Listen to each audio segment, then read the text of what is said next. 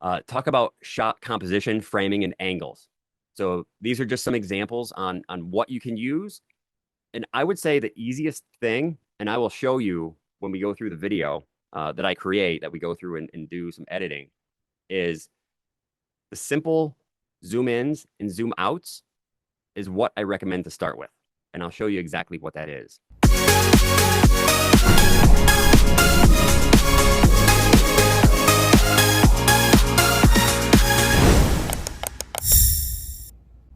But it's a very little visual change that helps to keep attention and can also call their attention when you need to.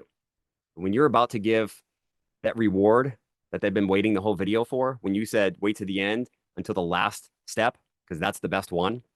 When you say here's step number 5, it is you want to zoom in because that zooming in all of a sudden says, "Whoa, hey, look at me."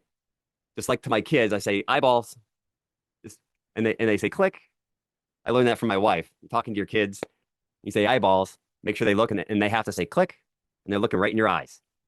It helps keep them less distracted. So we need to do that as adults, especially today with our dopamine hungry, knowledge earning, eyes and minds that we have. We want to learn, but only some of us want to do something with it.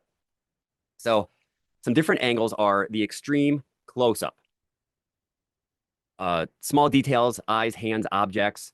One of the biggest things, which I'll show here too, is one of the kind of beginning exercises in many programs is film yourself making coffee.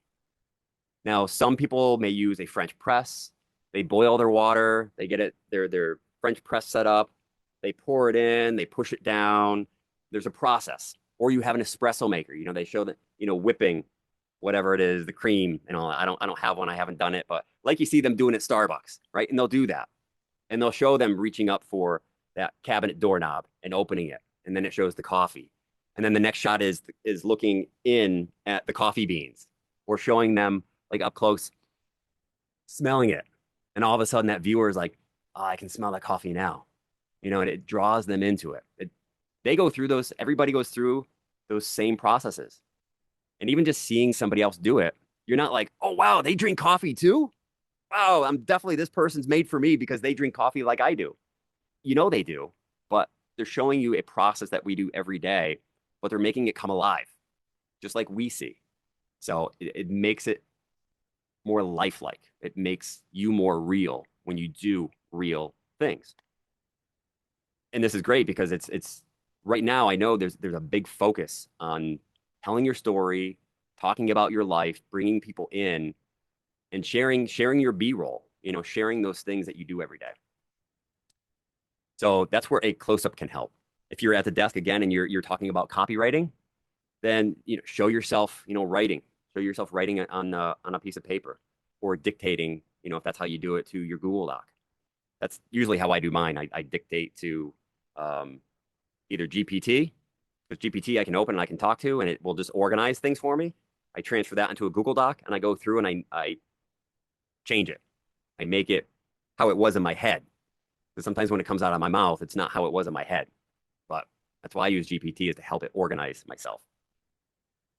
So we have a medium wide shot, or right above that, medium shot, frames from like the waist up.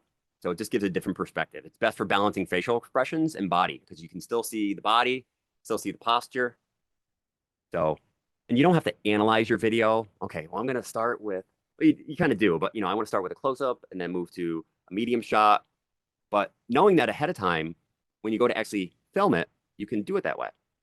And it doesn't mean you have to film, 16 videos with all different shots. You just put it on the tripod, and I'll show you an example. You just put it on the tripod, move it around, and you edit it later. It's super easy. Then you have your medium wide shot. It's a little bit different focus. Wide shot, full body shot. Wide shots, there's many different ones. There are overheads, which you can do. There's people that will like tape their phone to the top of a door when they walk in. And that way it actually kind of shows them as they walk into a room. So many different kinds of wide shots, walking into a room, working at your desk, working on the car, building a fence, fitness, on the mats, stretching, whatever it is. That's a wide shot. You see everybody, in that class doing the workout. There's the over the shoulder shot. So usually you'd have to have somebody with you, but there is we'll get down to it in the bottom here too, but there's in Hollywood they have the almost like the train tracks with the dolly that goes along with them, that walks with them, or maybe it's in front of them or behind them. But there's somebody that's, with a camera behind them, getting their perspective, their POV, right? Their point of view.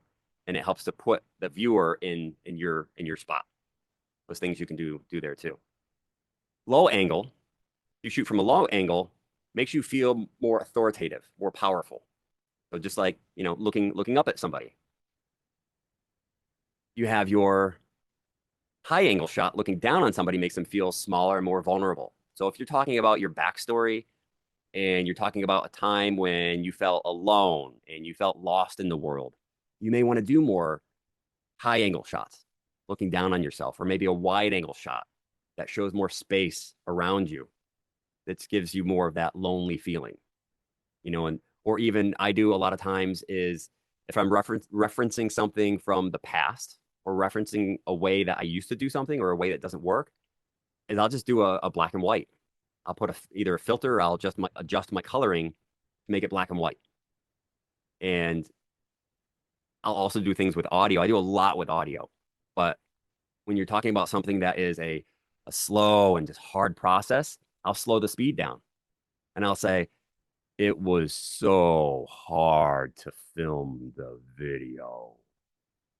And I'll do that in the speed, and it makes people just really feel that.